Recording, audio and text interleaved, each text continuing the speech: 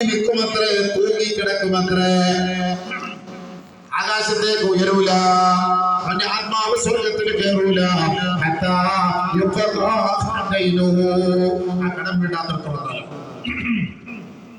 കടം വീട്ടാത്തിടത്തോളം കാലം സ്വർഗത്തിൽ പോകൂല. എന്റെ നിങ്ങളൊക്കെ വിചാരിച്ചത് ചുമ്മാ ഉള്ള കടമൊക്കെ വാരിക്കൊട്ടി പിടിച്ചിട്ട് കടവിൽ നിന്നൊക്കെ മേടിച്ചിട്ട് തിരിച്ചു കൊടുക്കാതെ നിസ്കാരം തഹജ്ജുദ് മുതൽ തുടങ്ങും, 12 മണിക്ക് അവസാനിക്കുന്ന നിസ്കാരം. കട ഇഷ്ടം പോലെ ഉണ്ട്.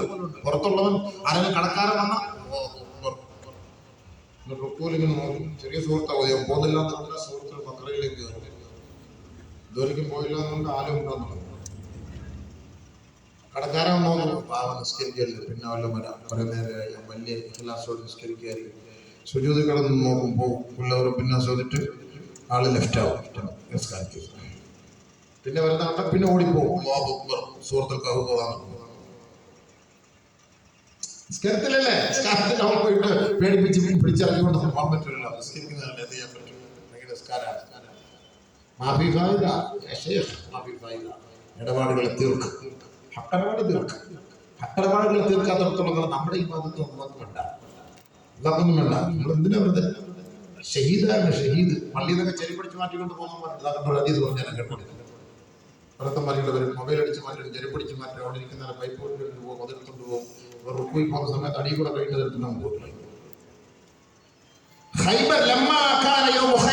ഖൈബറിന്റെ യുദ്ധം നടന്ന സമയം സഹാബാക്കളെ കൊണ്ട് റസൂലുള്ളാഹി കൊണ്ട് സഹാബാക്കൾ ഇങ്ങനെ കറങ്ങാൻ, യുദ്ധം നടന്നിട്ട് യുദ്ധഭൂമിയിൽ കിടക്കുന്ന ആളുകളെ ഒന്ന് കാണാൻ. അപ്പൊ ഓരോരുത്തർ ഇങ്ങനെ ഷഹീദായി കിടക്കുകയാണ്. റസൂലുള്ളാഹി സ്വല്ലല്ലാഹു അലൈഹി വസല്ലം തങ്ങളിങ്ങനെ നടന്നു പോകുകയാണ്. ഓരോ വ്യക്തിയുടെ അരികിലേക്ക് പോകുമ്പോ സഹാബത്ത് പറയും ഫുലാനുൻ ഷഹീദ്, അദ്ദേഹം ഷഹീദാണ്. ഉടനെ റസൂലുള്ളാഹി അദ്ദേഹത്തോട് ദുആ ചെയ്യും. പിന്നെയും അടുത്തങ്ങോട്ട് കടന്നു പോകുമ്പോൾ അടുത്ത വ്യക്തി ഷഹീദാക്കപ്പെട്ടു, ഫുലാനുൻ ഷഹീദ്, നബിയെ അദ്ദേഹം ഷഹീദാണ്, അദ്ദേഹത്തോട് ദുആ ചെയ്യും. ഹത്താ മർറു അലാ റജുലിൻ, ഒരാളുടെ ഒരു സഹാബിയുടെ അരികിലേക്ക് റസൂലുള്ളാഹി എത്തി. ആലോ സഹാബാക്കൾ പറഞ്ഞു ഫുലാനുൻ ഷഹീദ്, ഇദ്ദേഹം ഷഹീദാണ്. റസൂലുള്ളാഹി മിണ്ടുന്നില്ല, റസൂലുള്ളാഹി ദുആ ചെയ്യുന്നില്ല. ഇവിടുന്ന് ഇവിടം വരെ വന്ന് ഇങ്ങനെ കറങ്ങി വന്നു ഫുലാൻ ഷഹീദ് എന്നൊക്കെ പറഞ്ഞിട്ട് ഇദ്ദേഹം ഷഹീദല്ലേ.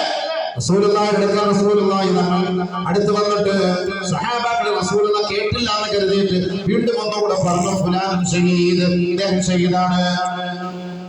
3 പ്രാവശ്യം സഹാബത്ത് ആവർത്തിച്ചപ്പോൾ റസൂലുള്ളാഹി പറഞ്ഞു ലാ ഇന്നി റഅയ്തുഹു ഫിന്നാർ.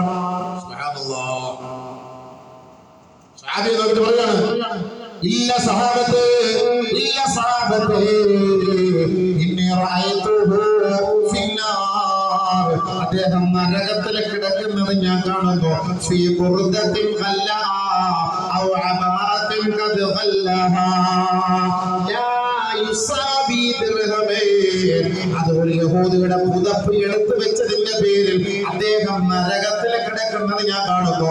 സഹാബാക്കളോട് റസൂലുള്ളാഹി ഇത് പറഞ്ഞപ്പോൾ സഹാബാക്കൾ പോയിട്ട് ഫഫത്തശ്നാ മതാഹു, ഞങ്ങൾ അദ്ദേഹത്തിന്റെ പാണ്ടക്കെട്ടുകൾ ബാഗൊക്കെ പരിശോധിച്ചപ്പോ ഫവജദ്നാ ഖറസൻ മിൻ ഖറസി യഹൂദ ലാ യുസാബി ദിർഹമൈൻ, ലാ യുസാബി ദിർഹമൈൻ, 2 രൂപയ്ക്ക് പോലും വിലയില്ലാത്ത ഒരു കീറിയ പുതപ്പ് ഞങ്ങൾ ആ സഹോദരന്റെ പെട്ടിയിൽ ഞങ്ങൾ കണ്ടു. ആ കാരണത്താൽ ആ പുതപ്പ് അദ്ദേഹത്തിന്റെ ശരീരത്തിൽ പൊതിഞ്ഞ് അത് തീയായി രൂപപ്പെട്ടുകൊണ്ടിരിക്കുകയാണ്. ആരുടെയാണെന്നറിയോ? കാക്കാടെയല്ല, യഹൂദന്റെ അച്ചായന്റെയാണ്. അപ്പൊ അച്ചായന്റെ കടയിൽ പോയി സിമന്റ് എടുത്തിട്ട് പൈസ കൊടുക്കാതെ മരിച്ചു പോയാൽ പക്ഷേ അവൻ നസ്രാണി അച്ചായനല്ലയോ, കൊടുക്കേണ്ട അളിയ, അത് നമുക്ക് അള്ളാന്റെ ഭാഗത്ത് നിന്നുമുള്ള ഖജനാവിൽ നിന്ന് കിട്ടിയ ഗനീമത്ത് സ്വത്താണ്. ശങ്കുണ്ണിയുടെ കടയിൽ പോയിട്ട് വടയും ചായ അടിച്ചിട്ട് ഒത്തിരി ദിവസമായി സുബഹി കഴിഞ്ഞ് പോയത് ദിക്റും ചൊല്ലിയിട്ട് അടിക്കും. കടവോടെ കടമാണ്. ശങ്കുണ്ണി ചത്തുപോയി. കണക്ക് പ്രകാരം നോക്കുമ്പോ 2572 രൂപ കൊടുക്കാനുണ്ട്. ആ ശങ്കുണ്ണി ചത്ത് ഇനി ആരുടെ പോയി കൊടുക്കാനാ? കല്ലി വല്ലി ഇല്ല. നാളെ ആഖിറത്ത് ശങ്കുണ്ണി പിടിച്ചു നിർത്തും. എടാ സുലൈമാനെ, എന്റെ വടയും ചാടയും പൈസ തന്നിട്ട് അങ്ങോട്ട് പോയാൽ മതി. വിടൂല അല്ലാഹ്. അതല്ലേ മിൻ ഖറസി യഹൂദ, ജൂതന്റെയാണ് ഈ പുതപ്പ്. ജൂതന്റെ പുതപ്പ് എടുത്തു വെച്ചതിന്റെ പേരിൽ ആ ജൂതന്റെ പുതപ്പ് തീയായി രൂപപ്പെട്ടിരിക്കുകയാണ്. SBI കാരന്റെയും ഫെഡറൽ ബാങ്കുകാരന്റെയും കത്തോലിക്കാരന്റെയും എല്ലാവരെയും പോയി എടുത്തു വെച്ചിട്ടുണ്ട്. മക്കളെയൊക്കെ കെട്ടിച്ച് അടിച്ചു പൊളിപ്പിച്ചുവിട്, മക്കളെയൊക്കെ കല്യാണം കഴിപ്പിച്ചുവിട്, കോടാനകോടി എടുത്തിട്ട് വണ്ടിയെടു, വീട് വെക്ക്, കട അടയ്ക്കണ്ട, മരിച്ചു പോ, നാളെ അവിടെ പോയിട്ട് കത്തി കത്തി കിടക്ക്, ഒരാള് പോലും ചോദിക്കാനുണ്ടാവൂല. ആര് ചോദിക്കും? വേണോ? ഇതിനെ ബാധ്യത ഉള്ളവരോട് ജീവിച്ചാൽ പോരെ.